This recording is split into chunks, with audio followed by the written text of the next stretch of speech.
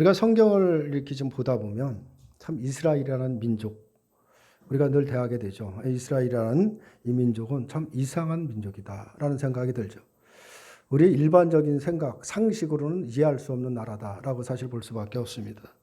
우리가 이런 그런 상식을 가지고 보면 도저히 이해할 수 없는 나라, 또 그러한 일들이 있는 것이 뭐냐? 사실 이스라엘이라고 할 수가 있는데, 지금은 도저히 우리들이 볼 수 없는 수많은 기적들과 이적들을 체험한 나라가 사실 이스라엘이죠. 그런 이스라엘이라고 할 수가 있는데, 그 세상을 살아가는 방식 자체가 그들의 그 민족을 우리가 성경에서 보면 그 당시에 여러 주변에 있는 그런 나라들이나 그들이 갖고 있는 생각과는 전혀 맞지 않게 살아간다라는 것을 우리가 너무나 좀 잘 알고 있습니다. 어떤 면에서는 정상적인 사람들 속에서 정상적이지 않은 사람이 한 사람 껴있는 것 같은 모습을 보이는 것이 뭐냐? 그것이 이스라엘 민족이 아닌가 우리가 생각이 들게 되죠. 이스라엘 주변에 아무리 우리가 살펴봐도 이스라엘 민족처럼 살아가는 민족은 없습니다. 뭐 그 주변뿐만 아니라 전 세계를 보더라도 이스라엘처럼 살아가는 나라가 있나 보면 사실 그런 나라는 없다라고 볼 수가 있죠. 어떤 면에서는 참 이상한 나라다라고 볼 수밖에 없습니다. 그래서 지금의 사실 뭐 그렇다고 해서 지금에 있는 이스라엘이 성경에 나오는 이스라엘과 똑같은가라고 우리가 생각을 하면 지금의 이스라엘은 성경에서 말하는 이스라엘과는 전혀 상관이 없다라고 사실 볼 수밖에 없습니다. 물론 뭐 그들은 혈통적으로는 성경에 나오는 이스라엘의 후손이라고 나름대로 자부하고 그렇게 살아갈지는 모르겠지만은 성경이 이스라엘을 상징하고 있는 것이죠. 성경에 말하는 이스라엘 상징적인 것을 두고 본다면 지금의 이스라엘과 성경의 이스라엘은 아무런 상관이 없다라고 볼 수밖에 없습니다. 사실 지금의 이스라엘이 성경의 이스라엘처럼 살아가느냐? 그렇지도 않다라는 것을 알 수가 있습니다. 혈통은 이어갔을지는 몰라도 사실 이스라엘의 특성과 그 정신은 전혀 이어받지 못하고 있는 것이 현재 이스라엘의 모습이라고 볼 수밖에 없습니다. 그래서 성경에서 말하는 이스라엘은 지금의 이스라엘과는 상관이 없다라고 볼 수밖에 없습니다. 성경에서 말하는 이스라엘은 오늘날 교회를 말한다라고 볼 수가 있죠. 그렇다면 옛날 이스라엘의 이 특이성이라는 것, 이스라엘만이 갖고 있는 그 특성은 지금의 교회로 이어져야 된다라고 볼 수가 있습니다. 물론 뭐 교회라고 해서 교회라는 간판에다 걸고 사람들이 모이는 그런 어떤 장소적인 의미인 것을 그런 데를 의미하고 있는 것은 아닌 것입니다. 그런 것을 의미하는 것이 아니고 오직 그리스도를 믿는 그 믿음의 무리를 가르쳐서 교회라고 하는 것입니다. 그리스도를 완전히 믿는 무리들이 모여 있는 교회라고 한다면 그 교회에서는 바로 그 이스라엘의 그 특이성을 그대로 드러나고 있어야 된다라고 볼 수가 있는 것이죠. 지금의 교회라고 한다면 뭐 누구나 다 건물을 생각하고 사람들이 많이 모이고 예배하는 장소를 생각한다라고 하지만 그런 것들이 어떤 종교적인 모임에 지나지 않는다라고 하면 옛날의 어떤 이스라엘의 특이성, 성경의 이스라엘과는 또 그런 것을 이어간다라고 볼 수가 없습니다. 하지만 지금의 교회가 예수 그리스도를 구주로 여기면서 그리스도 안에서 모이는 그 참된 교회의 모습이 된다고 하면 이스라엘의 특이성은 지금의 교회에 이어져야 마땅하다라고 볼 수가 있습니다. 하나님께서 원하시는 백성은 이런 모습이라는 것을 바로 이스라엘을 세워서 우리들에게 보여주고 있는 것이거든요. 그것이 성경의 이스라엘의 모습이다라고 볼 수가 있습니다. 그래서 그 성경에서 나타나는 그 이스라엘의 모습은 지금의 교회의 모습이고 또 더 구체적으로 얘기하면 오늘날 성도들의 모습이다라고 볼 수가 있는 것입니다. 그래서 하나님을 신앙하는 교회를 모이는 교회라고 한다면 어떤 모습이 되어야 되는가를 성경에서 잘 말하고 있는 것입니다. 다시 말하면 지금 하나님을 섬기고 하나님을 신앙하고 예수를 믿는 모든 성도들의 모습이 어떤 모습이어야 되느냐? 바로 이스라엘이 갖고 있던 어떤 특성의 모습이 보여져야 된다라고 볼 수가 있습니다. 그래서 현대 교회가 또 성도들이 바르게 세워지고 있는지 아니면 바른 신앙을 하고 있는지를 판단을 하려면 성경에 등장하는 이스라엘 기준에서 늘 살피고 점검할 필요가 사실 있는 것입니다. 이스라엘이 하나님께 징계를 받는다라고 한다면 하나님이 무엇을 싫어하는지를 깨달아야 되는 것입니다. 하나님이 용서하지 않는 것이 무엇인가를 우리가 깨달을 수가 있어야 되는 것이고 하나님은 그 이스라엘을 돕고 있다고 한다면 하나님이 이스라엘에게 복을 주신다라고 한다면 하나님이 원하시는 삶이 무엇인지를 그런 삶을 통해서 우리가 배워야 된다. 이 부분을 우리가 놓쳐서는 안 되는 것입니다. 그런 것들을 말해주고 있는 것이 이스라엘의 모습이다라고 볼 수가 있는데, 그래서 바로 이스라엘은 오늘날 성도들의 이야기를 하는 것이고, 더 나아가서는 교회의 이야기를 해주는 것이다라고 이렇게 볼 수가 있는 것입니다. 그것은 오늘 본문도 우리가 마찬가지입니다. 오늘 본문을 볼 때 이스라엘이라는 민족 왜 이런 모습일까? 우리가 좀 의문이 들 때가 사실 많죠. 오늘의 본문에 나오는 이야기들도 다른 이야기가 아니라 바로 우리들의 이야기다라는 사실을 먼저 우리가 이해를 해야 됩니다. 하나님이 이스라엘을 이렇게 끌어가시면서 우리들에게 바로 이렇게 사는 것이 내가 원하는 삶이다라는 것을 보여주고 있다라는 사실도 기억해야 됩니다. 그래서 우리가 성경을 제대로 보는 사람이라고 한다면 바로 오늘 본문에서 하나님의 음성을 들을 수가 있어야 되고 하나님의 뜻이 무엇인가를 우리가 깨달을 수 있어야 되는 것입니다. 그것이 바로 성경을 우리가 제대로 보고 있다라고 볼 수가 있는 것인데, 그런 것을 우리가 늘 놓치고 우리가 어떤 이 3차원적인 우리 육신이나 환경의 문제만 늘 우리가 늘 생각하고 살아가다 보면 사실은 하나님의 우리들에게 요구하시는 진정한 뜻을, 그 요구를 우리가 놓칠 때가 너무나 많다라는 사실을 우리가 기억하시고, 오늘 본문에서 과연 우리에게, 우리가 나에게 주시는 말씀이 무엇인가, 내가 무엇을 깨닫기를 원하시는가를 한번 돌아보시면서 오늘 한번 우리 말씀을 보시기를 바랍니다. 우리가 지난 시간에는 블레셋이 이스라엘을 치려고 하는 상황에서 사울에게 있었던 이야기를 함께 나눴습니다. 블레셋을 치려고 하는 급박한 상황에서 사울은 사무엘을 오기를 기다렸죠.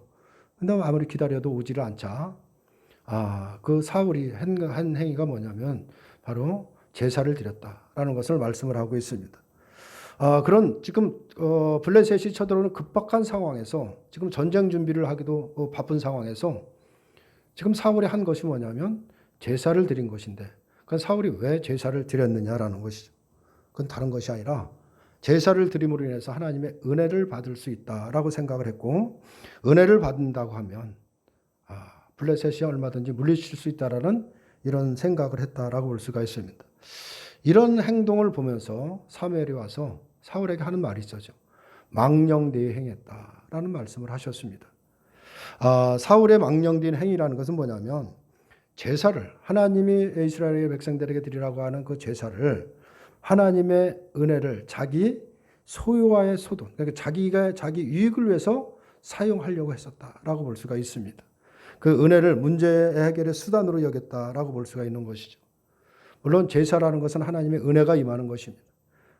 제사가 은혜를 있게 되는 것이고, 결국 은혜는 나를 구원한다라고 하는 그런 생각 때문에 이처럼 자신의 구원이나 자신의 문제 해결을 위해서 하나님의 이름을 부르는 것, 이것이 바로 망령되이 행하는 것이다 라는 것을 말씀을 하고 있는 것입니다. 이것은 오늘날 우리들도 한번 깊이 새겨야 되는 말씀인 것입니다. 우리가 예배를 드린다, 하나님 앞에 기도를 하고 우리가 신앙생활을 하는 모든 행위가 궁극적으로 무엇을 위해서 하느냐라는 것입니다. 어떤 면에서는 돌이켜보면 우리가 하나님을 신앙하고 하나님을 기쁘게 하는 어떤 그 차원보다도 사실 내 뜻 때문에 나를 위해서 하는 것이 너무나 많다라는 사실을 깨달을 수밖에 없습니다. 근데 그것을 성경에서 망령되이 행한다라고 이렇게 말씀을 하고 있는 것입니다. 하나님의 은혜를 자기의 어떤 유익을 위해서, 자기의 어떤 개인의 수단을 위해서 사용한다라고 한다면 그것이 바로 잘못된 것이라는 것을 말씀을 하고 있는 것입니다. 사울을 책망한 이 사무엘은 사울을 돕지 않고 그냥 떠나버렸습니다. 이제는 사울이 혼자 블레셋을 상대로 싸워야 되는 그런 상황에 있다라고 볼 수가 있는데, 근데 15절을 보면 사울이 자기와 함께한 백성을 숫자를 세어보는데, 그 세어보니까 몇 명이 있느냐? 600명가량이다 라고 이렇게 볼 수가 있습니다. 이것은 전쟁 하나만 하는 것 숫자죠. 말도 안 되는 600명을 갖고 지금 블레셋을 상대한다라고 한다면 객관적으로 보면 이건 싸움이 되지 않는 싸움이다라고 볼 수밖에 없는 것입니다. 블레셋 군사에 비해서는 너무나 터무니없는 숫자다라고 볼 수가 있죠. 거기다가 사울과 함께한 백성들에게는 창이나 칼이 없다라는 것입니다. 다시 말해서 싸워야 될 무기가 없다라는 것을 지금 설명을 하고 있는 거죠. 그래서 19절을 보면 이렇게 말씀을 하고 있습니다. 그때에 이스라엘 온 땅에 철공이 없었으니 이에 블레셋 사람들이 말하기를 히브리 사람이 칼이나 창을 만들까 두렵다 하였습니다. 라고 이렇게 말씀을 하고 있습니다. 당시 이스라엘의 주변 국가, 이 가나안 땅이라는 것은 철이 많이 나는 지역이다라고 볼 수가 있죠. 철이 풍부했다라고 했어요. 그래서 철기 문화가 발달했다라고도 볼 수가 있습니다. 그런데 이스라엘에게는 철공이 없다라는 것입니다. 다섯, 철을 만들어서 사용할 수 있는 그 기술이 없다라고 볼 수가 있는 것이죠. 그 이유는 뭐냐? 블레셋이 이스라엘을 침략을 하고 다스렸을 때 아마도 이스라엘이 다시는 그런 무기를 만들어서 전쟁할 수 없도록 그걸 아예 가르치지 않거나 아예 사용하지 못하게 했다라고 이렇게 볼 수도 있는 것입니다. 철기 문화의 발달이라는 것은 뭘 말하는 곧 힘을 상징한다라고 볼 수가 있는 것이죠. 그걸 갖고 무기를 만들고 칼을 만들고 창을 만들어서 전쟁을 한다면 뭐 상당한 힘을 상징하는 거기 때문에 그것은 결국 어떤 나라하고도 상대를 해도 싸울 수 있는 어떤 힘을 갖고 있다라고 볼 수가 있는 것입니다. 철기 문화의 발달이라는 것은 곧 어떤 전투 무기의 발달로 이어지는 것이고 그것이 힘으로 이어질 수밖에 없는 것입니다. 따라서 이 블레셋은 이스라엘을 자신들의 뜻대로 다스리기 위해서 어떤 면에서는 아예 그것을 사용하지 못하도록 철이 있더라 해도 그걸 말했던 기술이 없도록 힘을 갖지 못하게 했다라고 볼 수가 있는 것이죠. 그런 정책을 핀 것이 아닌가 우리가 이제 추측은 해볼 수가 있습니다. 그래서 이스라엘은 보습이나 삽이나 도끼나 갱이를 벼르기 위해서 바로 블레셋 사람에게 내려가야 할 정도가 됐다라는 것을 말하고 있는 것이죠. 그들이 농사를 지을 수 있는 뭐 갱이니 삽이니 이런 걸 다 팔았다는 얘기죠. 너희들이 우리들한테 그것을 사가라는 것이죠. 사가라고 해놓고 그것을 다시 말해서 그걸 사용하면 그 모든 농기구가 무디게 되는데 무디게 되면 그걸 날카롭게 해야 되는데 그걸 할 수 없을 정도로 만들어 놓고 그걸 하려면 너희들 우리에게 와라 라고 했다라고 볼 수가 있습니다. 이것은 한마디로 말해서 우리들이 너희들을 다스리겠다라는 어떤 그 의도가 있다라고 볼 수가 있는 것입니다. 그래서 이처럼 농기구조차도 스스로 벼릴 수 없는 정도로 철문화가 쇠퇴된 이스라엘인데 거기에 전투에 필요한 무기나 칼이야 어떻게 그거 없는 것은 당연할 수밖에 없는 것입니다. 근데 이제 우리가 생각하기는 왜 이런 모양이냐는 것이죠. 이스라엘이 하나님이 함께 하시는 그 민족이라고 한다면 그 하나님이 함께하는 백성들이 왜 이런 모습으로 놔두느냐라는 거죠. 우리는 그런 불만을 가질 수밖에 사실 없는 것입니다. 오늘 19절에도 보면 이렇게 말씀을 하고 있습니다. 19절의 말씀에 그때 이스라엘 온 땅에 철공이 없었으니 이는 블레셋 사람들이 말하기를 히브리 사람이 창이나 이건 아까 그 19절을 읽었던 말씀이고 그래서 그런 그 블레셋 사람들이 그 이스라엘 민족들을 그렇게 자기들이 다스릴 정도로 자신들의 힘에 의존하는 민족으로 그렇게 그런 상황에 어떤 그 문화를 만들어 놨다라고 볼 수밖에 없는 것이죠. 그런 모습이 한심한 모습, 참으로 비참한 모습일 수밖에 없습니다. 그런데다가 전쟁을 당장 해야 되는데 손에 들린 것은 아무런 무기가 없다라는 것입니다. 그래서 주변을 둘러보고 숫자를 세어보니까 이건 말도 안 되는 그런 병력을 가지고 싸우려고 하고 있는 것입니다. 그래서 한없이 숫자적으로 불리한 것이 이스라엘이다라고 볼 수가 있죠. 블레셋 군사는 보니까 병거만 3만이고 마병이 6천이라고 합니다. 그에 비해서 이스라엘은 겨우 600명에 지나지 않다. 이건 뭐 누가 봐도 뭐 싸워봤자 아무런 싸울 이유가 없는 그런 어떤 목이라고 볼 수밖에 없는 것입니다. 아무리 따져봐도 싸움이 되지 않는 것이죠. 이것이 바로 우리 성경이 말하고 있는 이스라엘의 상황이다라는 것을 말씀을 하고 있습니다. 그런 상황에서 이스라엘이 싸워야 되는 그런 상황이라는 것인데 우리는 오늘 이 본문을 보면서 먼저 이스라엘에게 철공을 없이 한 이 블레셋이라는 것, 블레셋의 그 나라에 대해서 한번 생각을 해보게 되는 거죠. 블레셋이 지금 이스라엘과 어떤 관계인가? 또 블레셋이 왜 그런 모습으로 지금 이스라엘을 다스리려고 하는가라는 것입니다.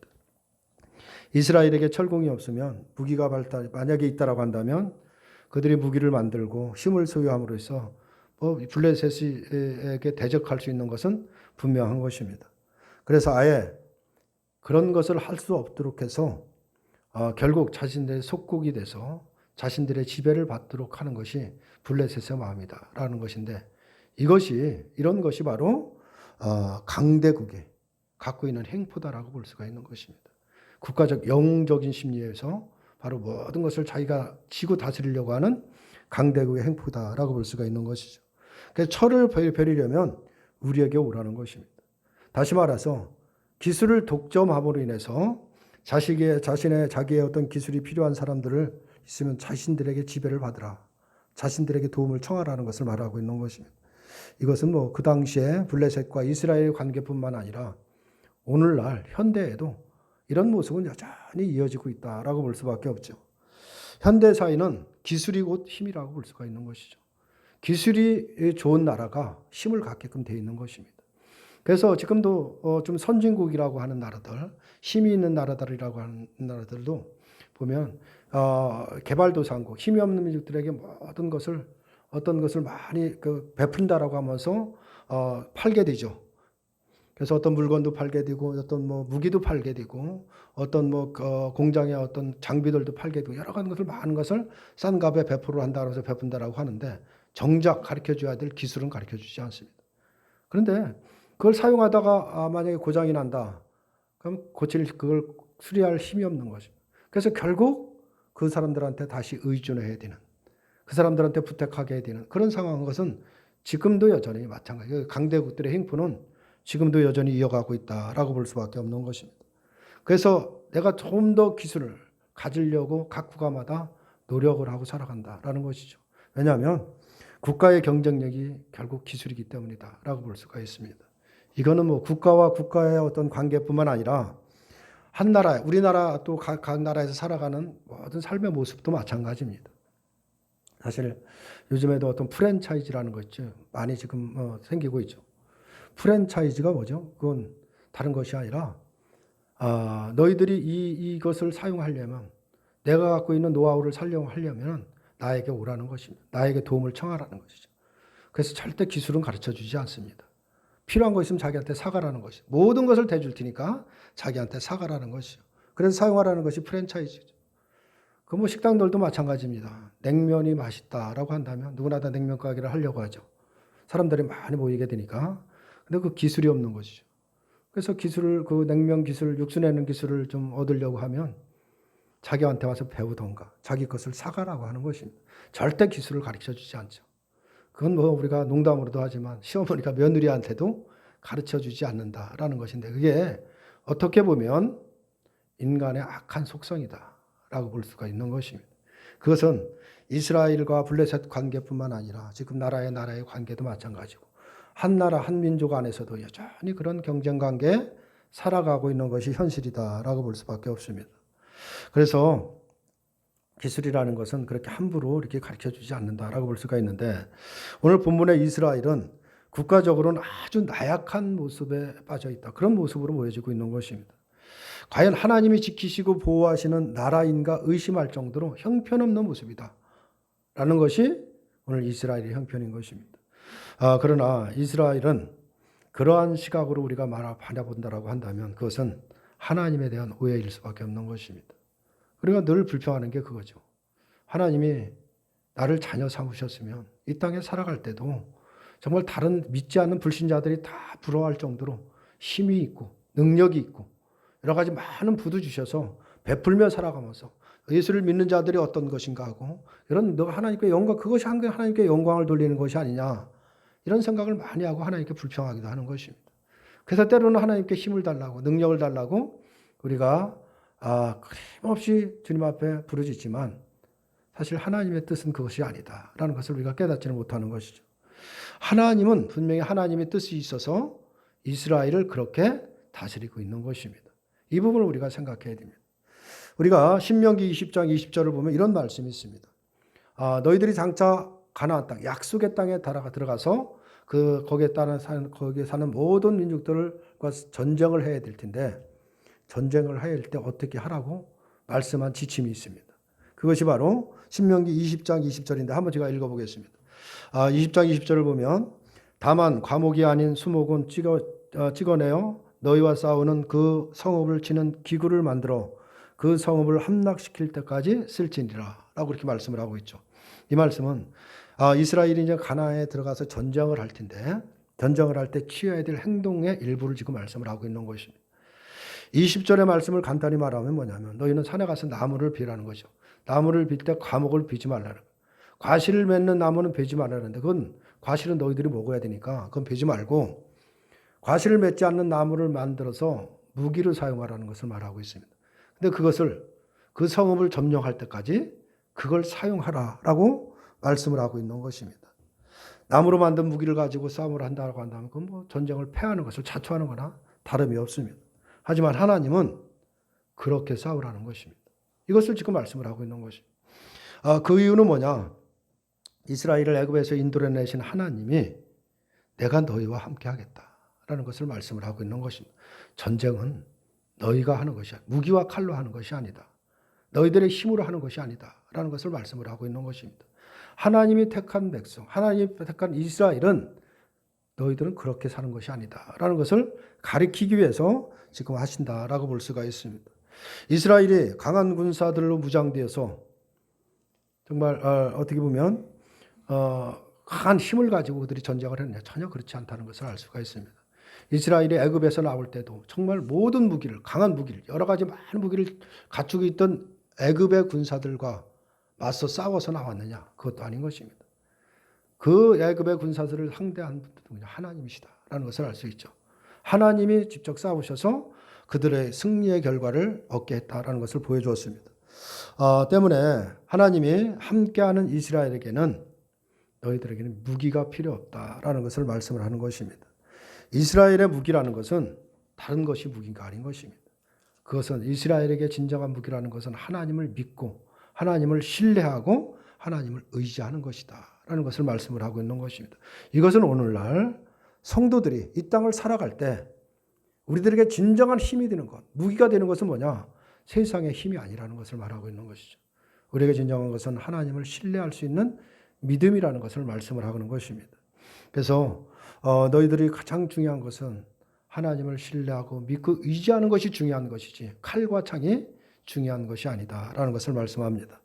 사실 이스라엘이 전투를 하다 보면 전투를 하는 모습들을 우리가 쭉 살펴보면 우리 상식에 맞지 않습니다. 하나같이 정말 이거 갖고 이렇게 싸움을 할 수 있나라는 싶을 정도로 그런 모습을 보이고 있습니다.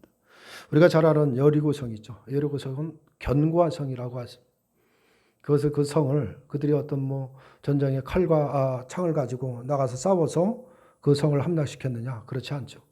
그냥 그들은 하나님이 시키는 대로 그 성을 돌았을 뿐입니다.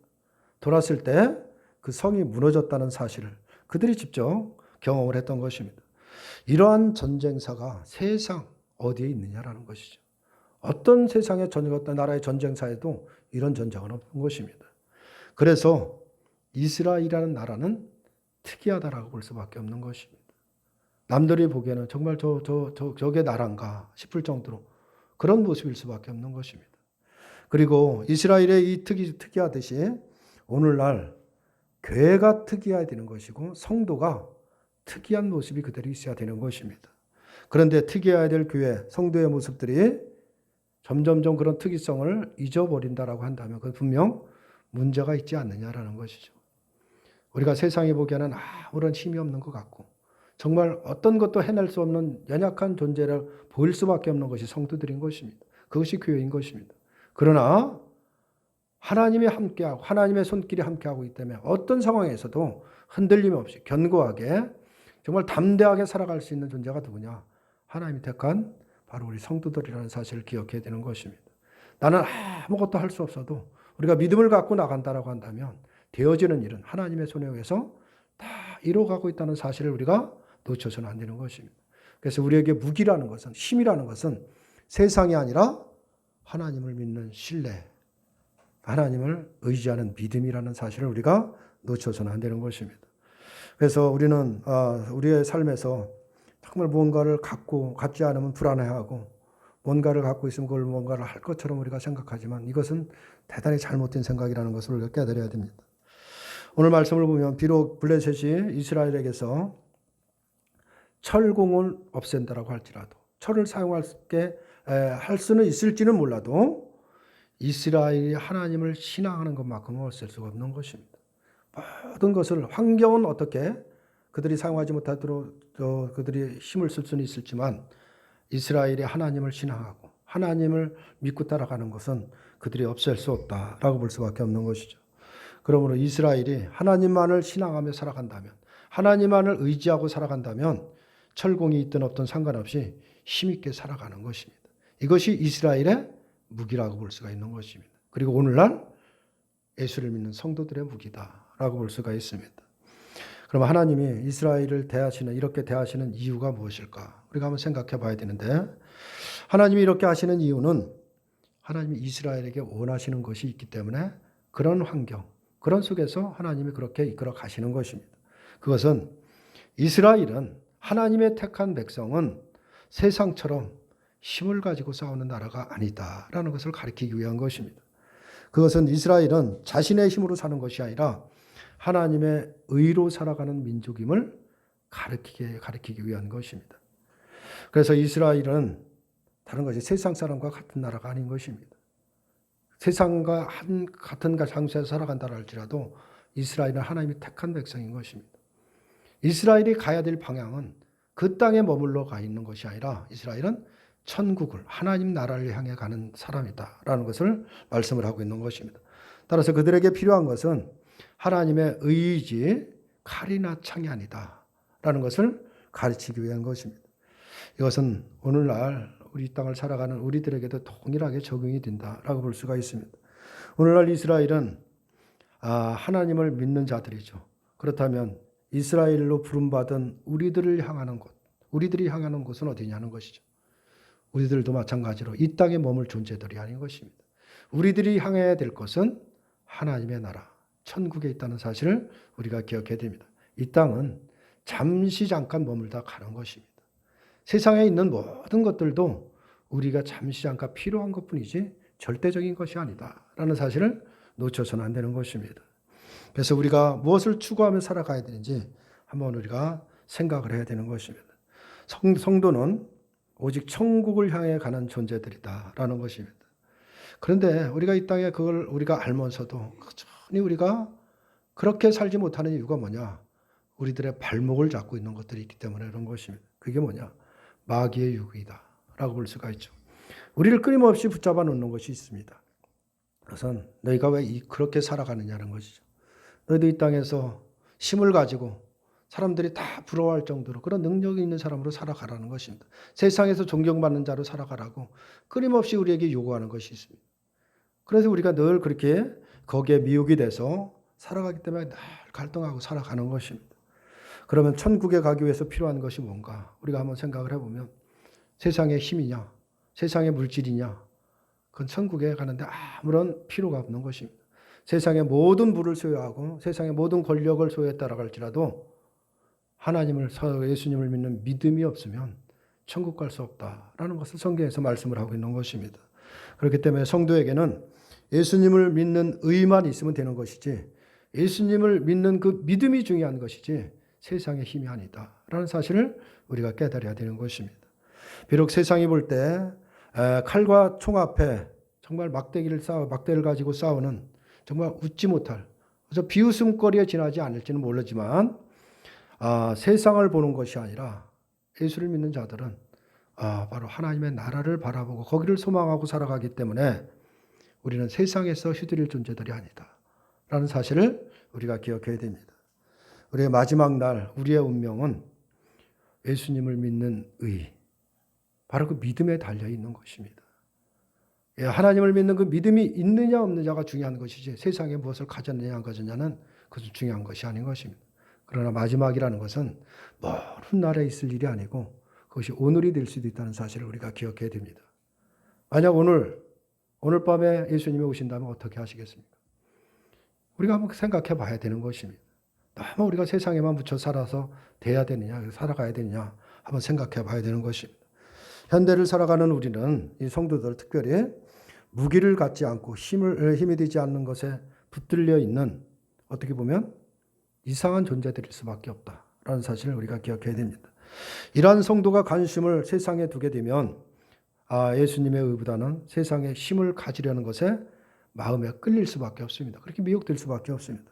그리고 자신의 힘을 과시하고 자기보다 힘 있는 자를 질투하고 시기하고 자기보다 힘이 없다라고 하면 무시하며 살아갈 수밖에 사실 없는 것입니다.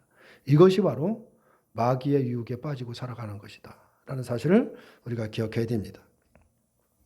세상의 힘을 자랑할 때 바로 나는 자랑할 힘이 없다는 것으로 만약에 낙심하고 살아간다면 스스로 성도됨의 당당함, 성도의 당당함을 스스로 잃어버리는 것입니다. 세상의 힘을 과시하고 자랑할 때 성도는 예수님의 십자가를 자랑할 수 있어야 되는 것입니다. 바로 예수님을 이 땅에 보내주신 독생자를 보내주신 하나님의 사랑이 무엇이고 자비와 긍휼하심이 무엇인지를 선포할 수 있어야 된다라는 사실을 기억해야 됩니다. 그것이 우리가 나타낼 당당함이고 세상과 더불어 싸워야 되는 무기라는 사실을 우리가 기억해야 됩니다. 우리는 세상에서 영웅이 되기 위해서 살아가는 것이 아닌 것입니다. 세상이 나를 알아주는 것, 그것도 아무런 의미가 없다라는 것을 우리가 여길 줄 알아야 되는 것입니다. 그러한 믿음이 내게 있는지 우리가 늘 살피면서 살아가야 되는 것입니다. 마귀가 예수님을 유혹할 때도 다른 것을 갖고 유혹하지 않았습니다. 세상의 영웅이 되라는 것입니다. 세상의 존경을 받고 세상의 높임을 받으라는 것입니다. 그걸 갖고 예수님을 미혹했었죠. 그 미혹이 우리들에게도 동일하게 미혹하고 있다는 사실을 기억해야 됩니다. 우리가 세상을 어떻게 바라보는지 한번 생각해 보면 끊임없이 똑같은 유혹입니다. 보암직도 하고 먹음직도 하고 탐스럽기도 한 그렇게 보이도록 우리를 미혹하고 있다라고 볼 수가 있습니다. 바로 그런 것이 선악과를 바라보는 하와의 심정이었다라는 사실을 기억해야 됩니다. 그런 심정이 바로 우리를 죄로 간다라는 것을 기억해야 됩니다. 우리는 세상을 그렇게 보이는 것이 아니라 바로 하나님의 나라, 천국이 그렇게 보여야 되는 것입니다. 보암직도 하고 먹음직도 하고 탐스럽게 보이는 것, 그것이 바로 천국이어야 된다. 이 부분을 우리가 기억해야 됩니다. 그래서 천국을 그리워하는 심정으로 살아가는 것, 이것은 대단히 중요한 것입니다. 이것이 바로 하나님이 원하시는 성도의 모습이라는 사실을 우리가 기억하시기를 바랍니다. 천국을 가기 위해 필요한 것은 돈이 아니라 믿음인 것입니다. 하나님의 의를 믿는 믿음인 것입니다. 예수님의 그 피가 바로 우리를 믿는 성도들을 바로 천국으로 인도하실 것입니다. 조금도 부족함이 없도록 우리를 인도한다는 사실을 우리가 기억해야 됩니다.